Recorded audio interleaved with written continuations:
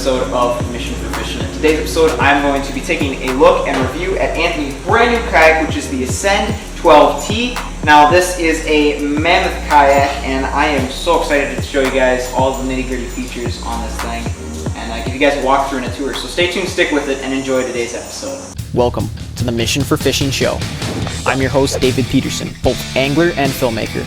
On this show, we aim to provide you with a variety of fresh, informative content from land, kayak, boat, and ice. Working with a team of fellow anglers and friends, we will travel all over Minnesota to both popular and remote lakes to give you a leading edge over the competition by revealing tips and tricks to help you catch your favorite species, such as big bass, hungry walleye, aggressive northern pike, palm-sized panfish, and more. Year-round from sunup to sundown, this is Mission for Fishing.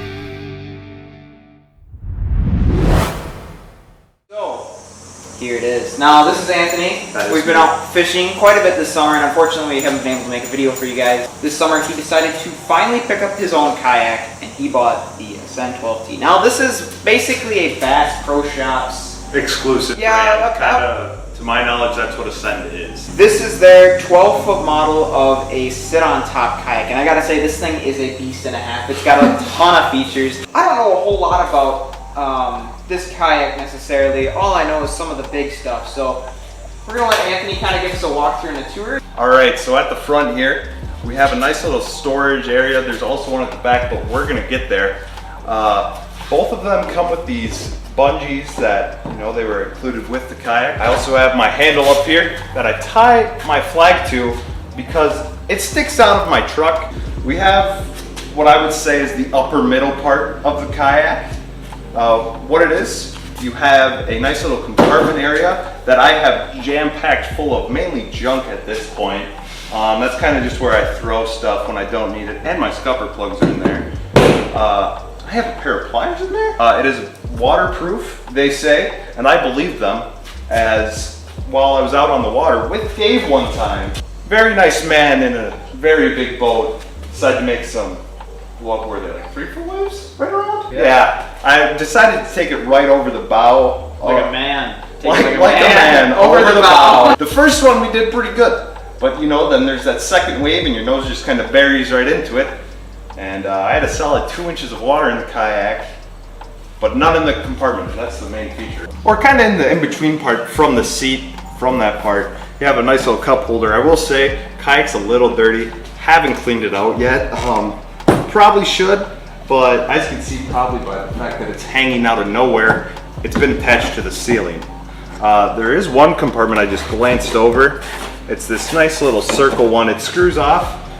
It's got a waterproof bag in there. Still, there's water in there. But you could take the bag out anyways, but there's not much point, as in there you don't have much room to really store much. Onto the chair, and I will say, Dave is jealous of my chair. A little bit. It looks comfy. It is comfy. If you're out on the water for a couple hours, how do you feel after sitting in this? I feel like I'm sitting in my truck. Really? It feels the exact same. But Dave's seen where I recline this thing all the way back and I pretty much take a nap. Yeah, and it looks like you got 3 adjustable positions here too. And yeah, it all clicks in in the front, and then there's a little rail system that you can push the chair in and out on the sides. Underneath my chair, I have my little butterfly net that now I use to catch fish. It's also filthy, as you can see. And then I have an old school metal stringer. None of this basic rope that you young kids have. All right, moving on to the back third of the kayak.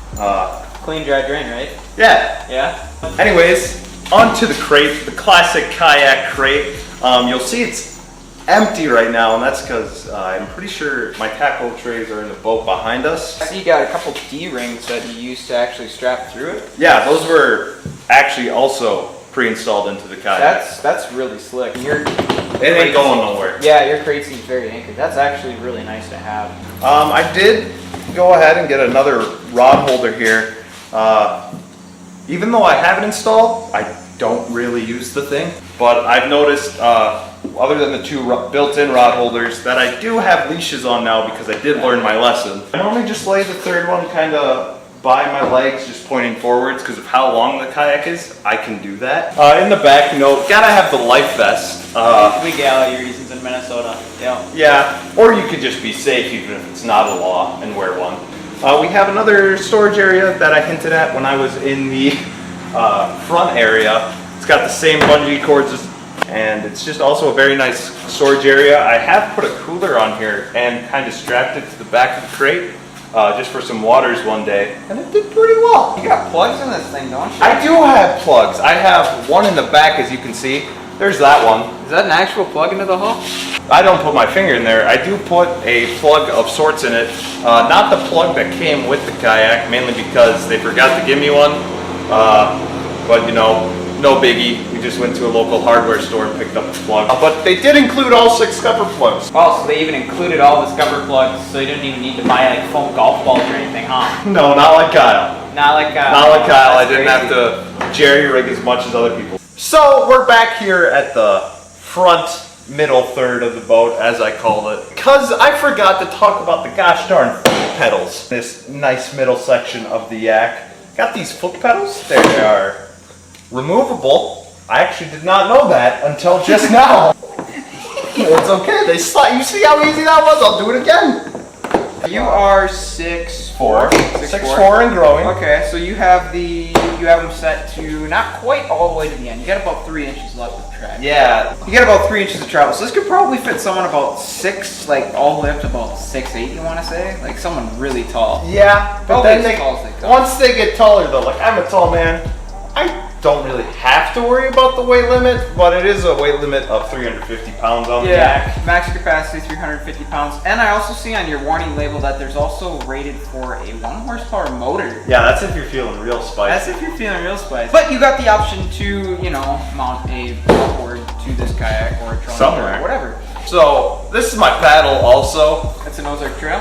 It is an Ozark Trail. I went to Walmart, bought a paddle that didn't look god awful, and I went with the tan color because I originally was gonna get this in their like desert color, desert tan, yeah. because it looks good. We've been trying to get the yak for like a month and a half. And it was back ordered. Yeah, because we originally went for the 10-footer. This Alright. is not lined up and it's annoying me. Back to the actual paddle holders. What you do is you just give them a nice little bang, and oh my god, it's attached to the freaking kayak. Look at that. That's pretty slick. I rarely use those things because there's also a rail system on this kayak. Yeah, it's pretty awesome. So it looks like you can mount just about any accessory out there. Fish finders, rod holders, paddle holders. It also looks like you got some molded in paddle holders up here too. So Yeah. kayaking, you can just I've never tried that, mainly because that's right where my feet are.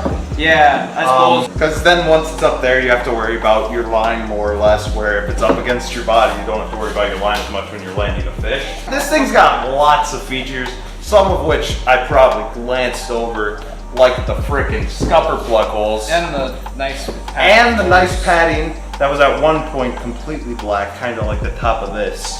You ever stood up on this kayak? Yes. Is it fairly stable when you stand up then, or? Yeah, but I also just have god-awful balance, mainly because as I'm tall, very tall center of gravity. Judging by the hull shape, I'd assume that this would be a very stable kayak if you were to stand up. If you got a good sense of balance, I think that this wouldn't be an issue at all to stand up in. Alright, so now we have the Mission for Fishing podcast now. It's coming. Dude, we're sponsored? I even took mine off. Look at this rookie. Hold on. I'm No just here. affiliate. I know, I need a manager. Alright everyone, so that's pretty much going to conclude the walk around tour. Now we're going to go into some of the more finite details on the price and the performance and what you actually get for your bang for your buck. So I haven't paddled this thing yet, so you want to let us know how it, cuts through waves and how it paddles. A bit of a beast to move. It's definitely very stable just because of how wide it is. It's definitely a wide boy for how long it is. Can be a little bit of a beast to get going right away, especially after a couple hours out on the water, but Start feeling it in your arms. oh yeah, it's definitely a bit of a beast to move. Bit of a beast, and that's one of the things that you kind of sacrifice with stability. I mean, this kayak looks like it's very stable, but with kayaks being very stable, that means that they're wider or their hull's shaped a little bit different, and so they're not exactly the most hydrodynamic out there. And it all depends on what you're doing in your personal preference. So if you're not looking for a whole lot of stability, but you want to move from spot to spot to keep fishing,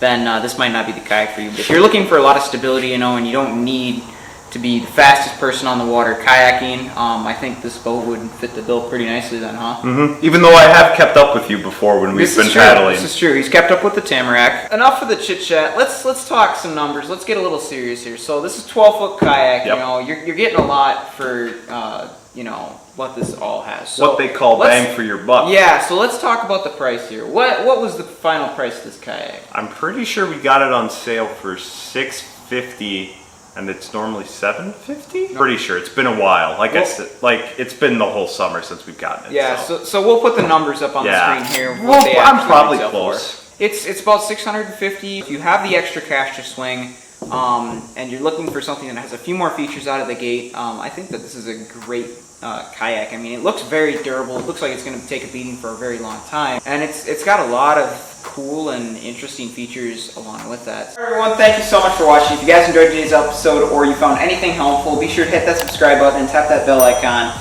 so that you never miss another upload that I post on kayaks. Hit that like button with your freaking forehead. Yeah. Special thank you to Anthony for letting me come over and share with you guys his kayak and give you guys an overview.